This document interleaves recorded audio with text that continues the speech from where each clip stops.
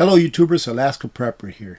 Ladies and gentlemen, this is pretty alarming, and I'm going to go ahead and bring everything together for you during this video.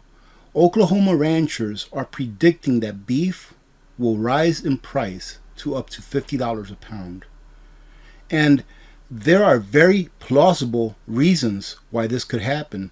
Some people may only look at, well, yeah, the price of grain or the price of feed or whatever, it's doubled, right, over the last year. But that's not the only thing that's doubled. And when you start adding up all of these things that have doubled, like fuel, like feed, water, transportation, labor, everything, just imagine what the consequences will be once we reach the climax of the inflation that we have been seeing for the past, I would say, several years, but let's go ahead and narrow it down for the last couple of years or so. Now, this is a very short article. Of course, I will leave the link in a pinned comment under this video, as I always do. So I'm going to read this entire article. It's only a couple of paragraphs. I don't know about you, but my average grocery bill has just about doubled in the last year. Who can say that it has not, unless you're substituting cheaper items for those items that you were previously purchasing because you can no longer afford to purchase them now. I'm not eating more or higher price meals. It's just a normal response to inflation. As fuel rises, the price of everything else does the same. But inflation isn't what Oklahoma ranchers fear for the future of their industry. It is the drought. And ladies and gentlemen, this drought is a 1,200-year mega drought. It is a cycle. It is going to continue to happen. It may not last forever, but it is here for the near future. The whole state of Oklahoma is currently classified as in a state of drought. Some areas are considered abnormally dry, while others are listed as experiencing extreme drought status. But that's not painting the full picture that is happening across the entire beef industry right now. During periods of past drought, it hasn't historically been as widespread an occurrence as it is right now. It's usually one region or another suffering from dry conditions, and other regions have been able to pretty much make up the losses for those regions that were suffering or to support those that are in need. But now it's the entire region, ladies and gentlemen, it's the entire west part of the United States that is in critical drought or mega drought. He says here, for example, during Oklahoma's last deep drought about a decade ago, the dry conditions were mostly limited to parts of Texas, Oklahoma, Kansas, and Nebraska, the heartland as people tend to call it. Producers out east, west, and north were able to produce the hay and feed products to keep our beef industry chewing at a premium price. That's not the case during this drought. This drought isn't currently limited to Oklahoma and a handful of other states. It's almost the entire western half of the country. And the pain we are feeling now in the store is nothing compared to what ranchers are warning us of. And look at this map, ladies and gentlemen. I mean, we are in a severe state of drought. And I would say about at least half of the United States, if not a little bit more. At present moment, bales of hay cost about twice as much as they did last year. The same can be said for feed, thanks to the high fuel costs for transportation. Can you see where this is going yet? Like I said, people may not consider, when you see the title to this video, it'll have something like $50 beef. You're going to think it's clickbait. But what people don't consider is this, is that it's not just one thing. It's things layered upon each other. Right? Like I said previously, labor costs, fuel costs, the cost of hay, the cost of feed, the cost of labor, all that kind of stuff is just going to layer upon top and on top of each other, making things exponentially more expensive. If you want your beef, you better get it now at the prices that they are now. If you see something on sale, get it. When I was at the commissary the other day, I usually stop by a small cooler or freezer that they have. It's like a chest freezer that's open, and they put all of their beef or steaks in there that would have gone past their expiration date in the regular cooler. They put them in there like a day before they expire, and then they sell them at a reduced price. Well, when I looked at the prices that were the reduced prices, I was like, holy smokes. The reduced prices of today are last year's regular prices, if not more. Now imagine it getting even worse than that, especially if you are a meat eater. Thanks to the unending economic symptoms of the health crisis and 2022's inflation double punch, average beef prices are currently about twice what they were in 2019, and they're going to go ahead and double again. Add in the deepening widespread drought, a shortage of hay and feed, skyrocketing prices for everything, transport costs, and various other metrics. Some Southwest Oklahoma beef producers suggest cheap ground beef could eventually top $50 a pound. It says here that even worse, while beef is the topic because Oklahoma is a beef producing state, the same trend is happening to other raised proteins at the moment as well. The answer won't be, we'll just switch to chicken. Those prices are steadily climbing as well. And what have we talked about before? In the past, I've talked about, listen, what happens in other countries affects us here also, because if country A can't get this product, where are they going to get it? They're going to get it from the free market. And if they get it from the free market, that means that there's going to be less all over, which means that prices are going to go up. Same thing with different types of beef and protein and vegetables or anything that you want to put in, fill in the blank. So if beef prices are going too high where people can't afford it, they're going to switch to something cheaper. What are they doing? They're switching to chicken. And then what's that doing to the price of chicken? It's going up. Why? Because there's more demand on chicken now. Between the current inflation and the weather, we could be headed toward another Dust Bowl and Great Depression. Well, ladies and gentlemen, I hope that you are prepping. I actually talked to someone today, and I was so very blessed that she gave me a call. I talked to her a while back, and I didn't even remember her. I just answered the phone because I saw the phone number, and I was like, I wonder who this may be. And it just happened to be one of our community members that won a prize a couple of years ago, and she was just calling to say hello and say thank you and all those stuff. And I'm very happy that she did call. So Sue, this shout out is to you. Thank you very much for calling. It was very nice talking to you. Anyways, she was telling me that, her and her husband are of low means. They are of fixed income. They're both retired. And even though they are of low means and things are getting very, very tight, because we all know that our paychecks don't keep up with inflation, that they still stick to their plan. Slow and steady wins the race. And that every payday they go out and get one silver coin.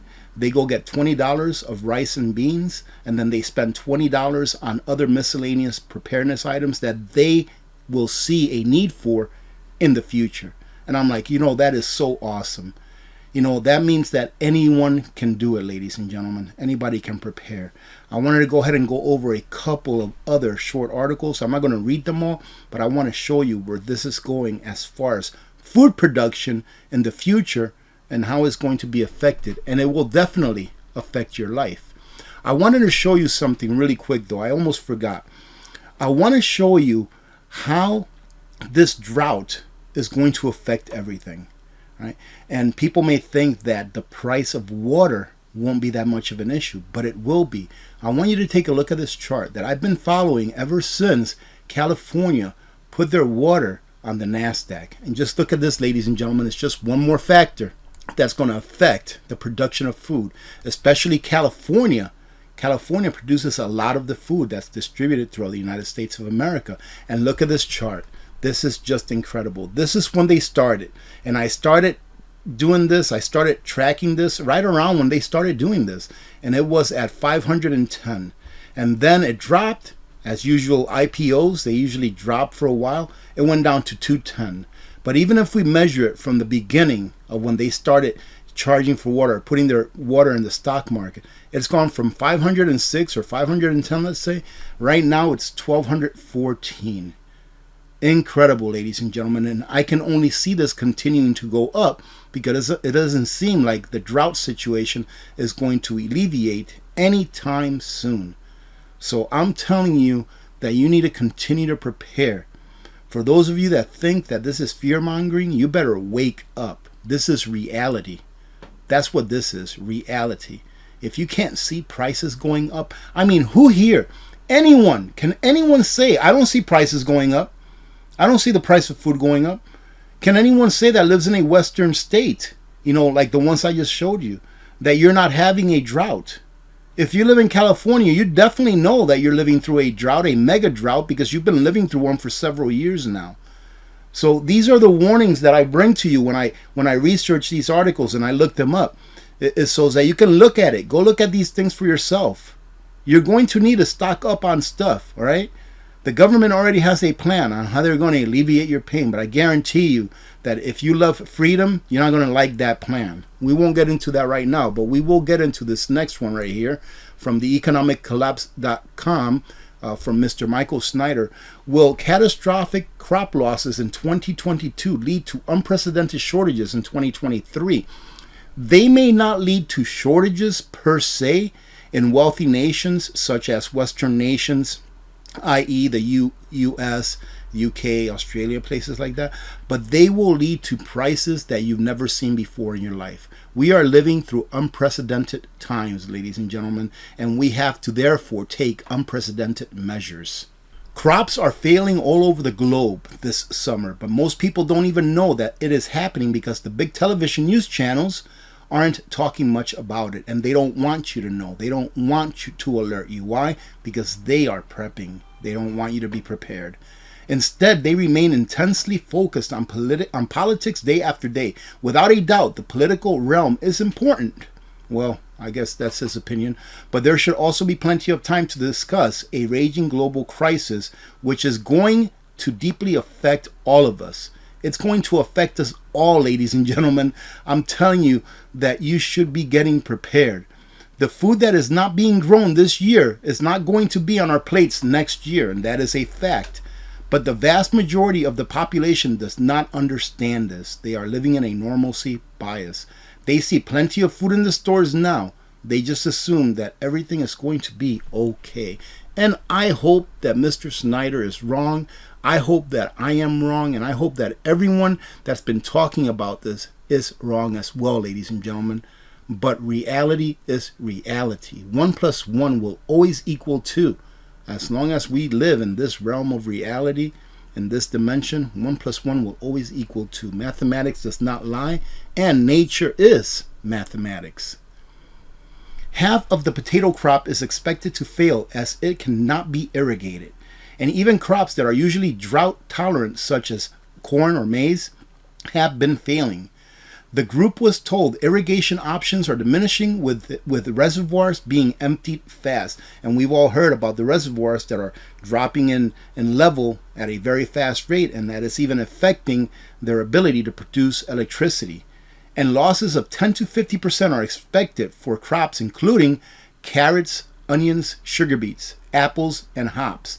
Milk production is also down nationally because of a lack of food for cows, and wildfires are putting large areas of farmland at risk. In addition to that, ladies and gentlemen, the food that is grown, I would venture to guess that the quality, maybe the amount of protein and nutrients in it, will be greatly diminished because we haven't been able to use as much fertilizer as we normally do. Why?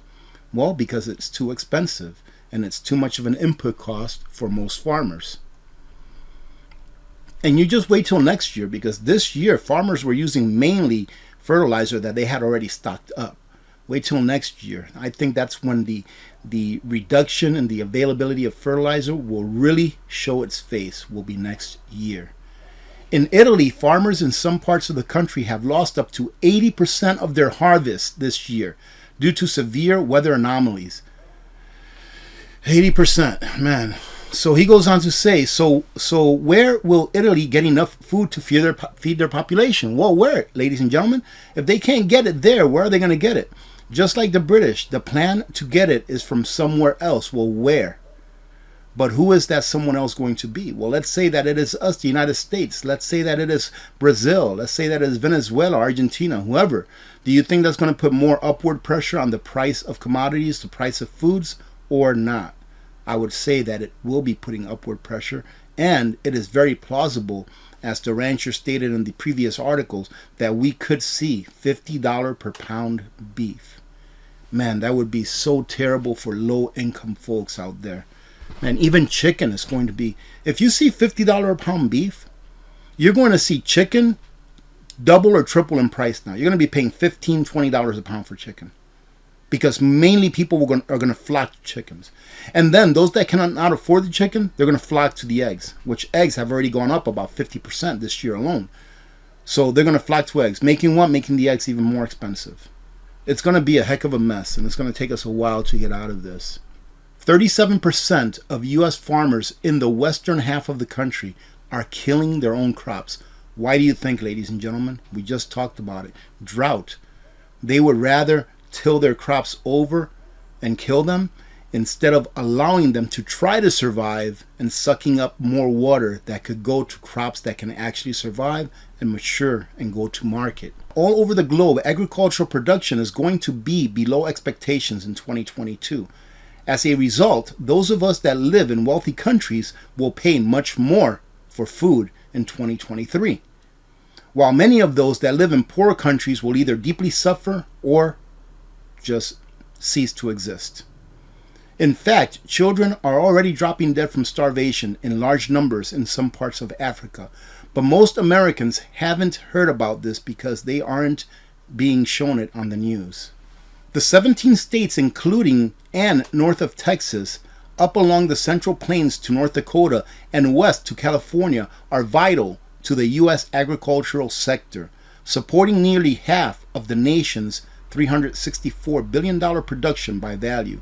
This includes 74% beef cattle, 18% of the agricultural production by value, 50% of dairy production, responsible for 11% of the U.S. agricultural production by value, over 80% of wheat production by value, and over 70% of vegetable, fruit, and tree nut production by value.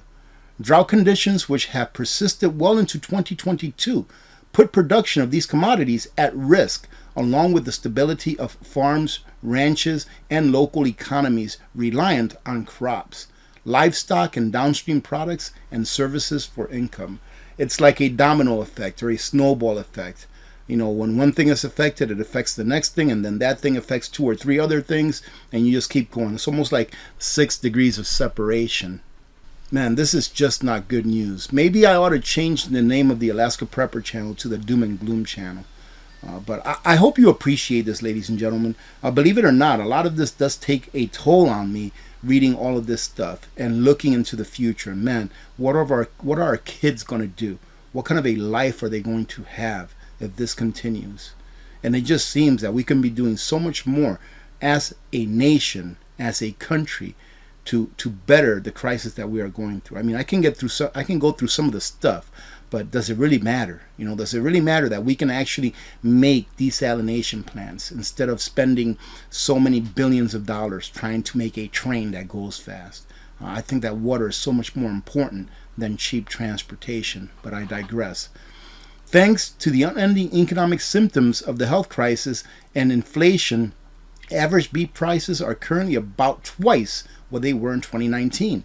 And in the deepening widespread drought, a shortage of hay and feed, skyrocketing prices, transport costs, various other metrics. We already read through this, that Southwest Oklahoma beef producers suggest cheap ground beef could eventually top $50 per pound. It says cheap ground beef. Wow. Inflation-weary shoppers are pulling back on buying pricey steaks and switching to cheaper chicken at the grocery store, and we talked about that. Here it says that France's fruit and vegetable crops have fallen by 35% due to extreme drought this summer. It's not just here in the United States. It says that drought is gripping the Horn of Africa, leaving some 26 million people facing food shortages in Kenya, Ethiopia, and Somalia over the next 6 months. More than 7 million livestock animals have already been wiped out across East Africa as a whole. Some 50 million people are facing acute food security. And I do believe that in the month of June, I believe it was, I read somewhere that about 24 million families did not even have enough food. That they had to go to food pantries to get enough food because they did not have enough food to make it through the month. That's 24 million families, not 24 million people. And of that 24 million families, I think I read that like 17 million or so had children in the households. And they finish off here by saying, global famine is coming. There is no way to avoid it, and it's going to turn the entire global economy upside down. Well, ladies and gentlemen, there's not much more I can say. I just keep bringing you this information in hopes that more people that maybe have not visited this channel before will click on and listen and then take action in order to preserve their own standard of living. Because I'll tell you what, first it's going to start with things getting really high in price. And it's already started, okay? But then the next thing you're going to see is you're going to see some brands shrink the amount of things that they sell, right? So there's going to be less choice. So for example, if there's 20 different types of cereals, it will be condensed down to maybe 10 and maybe 5 after that. Of course, you're going to see what we've already been seeing, shrinkflation, which is where they charge you the same amount or more for less product. We're seeing that in some long-term food storage companies like Mountain House. They're doing a whole lot of shrinkflation. All right, ladies and gentlemen, so let me go ahead and plug Nutrient Survival. Listen, if you have never looked at Nutrient Survival, stay till the end of this video. I'll put a little clip on there to show you what they're all about. They're the best freeze-dried food storage in the market, period. The most nutrient that there is, period.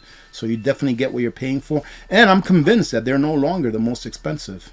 In my opinion, they're a lot cheaper than some of these other brands. But having said that, ladies and gentlemen, thank you very much for joining in. I truly do hope that you are prepping. I hope that you're getting something out of these videos. I don't ask this much, but let's see if it works. Well, most of you have probably already signed off by now, but for those of you that haven't, let's see if this works. Give this video a like, right? And if you are not subscribed to the channel, we'd love to have you as part of our community, all right? We're not just a doom and gloom channel. We are a pick each other up instead of kick each other while we're down type of a community here in the Alaska Prepper community. Having said that, for those of you that have been here for a while and who have just subscribed and are now community members, thank you very much, ladies and gentlemen. Truly do appreciate your support. Remember to be good to each other. When good people do good things happen. Remember to reach one, teach one, and repeat. If we all did this, the world would be a better place, and you know that it will be a better place. Oh, I forgot to say, today was the first day of school, so little Miss Alaska Prepper came down the stairs with a frown today because her freedom for the summer is gone. She's now in school. So a shout out to little Miss Alaska Prepper, who is now a sophomore in high school. I'm Alaska Prepper. I am out. God bless you all. Have a great day. Nutrient Survival isn't just survival food. It's special ops grade.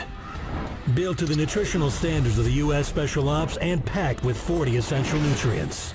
Formulated to sustain energy, sharpen focus, and keep you and your family thriving during any emergency. Real food, real ingredients. Oh, and a 25-year shelf life. Our meals will kick your taste buds in the mouth and have them coming back for dessert. Yeah, we've got that too. So whether you're digging in or bugging out, you don't just survive an emergency situation, you thrive in it. Nutrient Survival. Feed your freedom.